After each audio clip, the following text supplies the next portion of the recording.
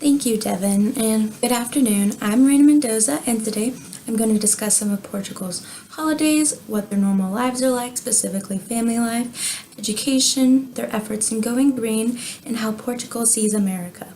The Portuguese are very festive people, and they have 13 mandatory public holidays every year, plus religious holidays that are recognized by the nation but not necessarily considered public holidays.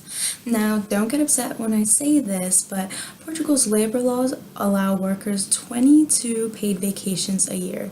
Full-time workers are even given a bonus every year that's equivalent to a full month's pay. So America may need to step up their game.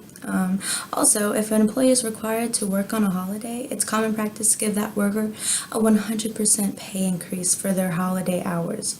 So all of these vacations and pay increases allow more time to spend with their families. Portuguese are very known to be very giving and traditional. The many festivities bring residents closer together, especially with their deep family values. The family is very sacred to everyone, and they spend a vast amount of time with each other, specifically lunch and dinner. Those are known to be the most important meals of the day. And when they're not together, the kids usually are at school. The education is set up to mandatorily send children to school from ages 6 to 15 before they go on to 3 years of secondary education. And after that, it's optional to take an additional schooling. So one student may choose to go to college to learn about Portugal's sustainability efforts.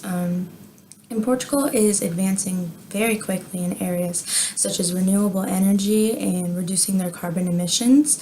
The country is focusing on reducing their waste, their energy imports, providing cleaner water, and improving their air quality. So their way of life and their quality of life is improving significantly.